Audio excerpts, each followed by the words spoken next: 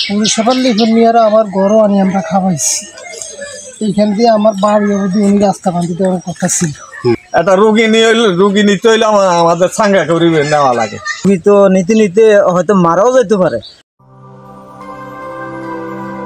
আসসালামু আলাইকুম সম্মানিত দর্শক, আমি বর্তমানে হাজীগঞ্জ পৌরসভার পূর্ব কংগ্রেস।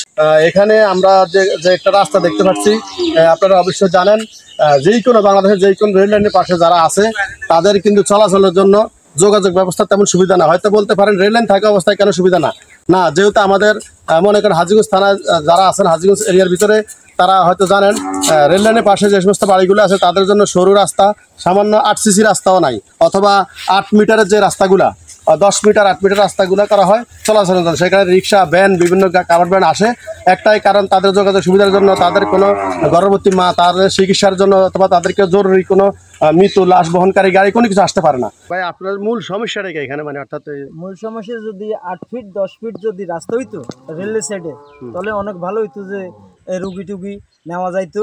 এখন তো রুগী তো নিতে নিতে হয়তো মারাও যাইতে পারে, কিন্তু ওই সরকারবাড়ির যে রাস্তাটা হয়েছে রেল লাইনের সাইডে, এইটা হইলে আরও ভালো হইতো, এইদিকে হইলে অনেক ভালো হইতো। কিন্তু আসলে রেল তো রেলের জায়গা, রেলে তো আর আম করে নিত না।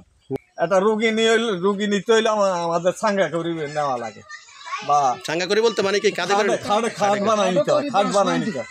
আবার কাউন্সিলর আজাদরে ধরছিলাম, পরে কয় যে আমি 1 লাখ টাকা দেবো, আপনারা নৌকা দিয়ে মাটি আনি খালাম।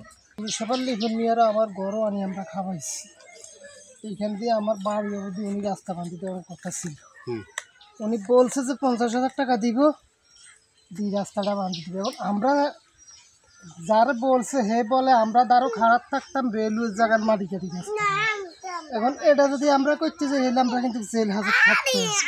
এটা এমন ভুক্তভোগী যে আমাকে একটা মহিলার একটা পুরুষের বিপদ আপদে যে একটা অটো একটা আমরা সিএমজি আনি, আমরা একটু সরকারি যে কোনো হাসপাতাল আমরা নিতে পারি, এরকম কোনো আমরা সুখ সুবিধা পাইতেছি না, অথচ আমরা পৌরসভার ভিতরে বাস করি।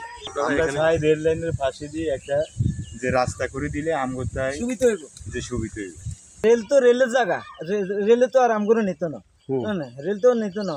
এটা দরকার হয়েছে যে বাস রিক্সা গাড়ি ঘোড়া এগুলো হইলে অনেক ভালো হইতো। দর্শক অবশ্যই আপনারা বুঝতে পারছেন আসলে রেল লাইন এটা একটি রেল সড়ক, কিন্তু উনি চাচ্ছেন যে কেয়ার প্রকল্প পৌর যে মানে 8 ফিট বা 10 ফিট মানে রাস্তা চাইতেছে ওনারা, যেহেতু রেল লাইনে তো আর বাস গাড়ি চলে না, রিক্সা চলে না, তার রিক্সা এবং অটো বা টেম্পু অথবা সিএনজি যোগে চলাচলের জন্য রেলের পাশে যেন 8 ফিট বা 10 ফিট একটি রাস্তা হয়, মানে এক রাস্তা থেকে আরেক রাস্তা মানে সংযোগ লাইন তারা চাচ্ছে।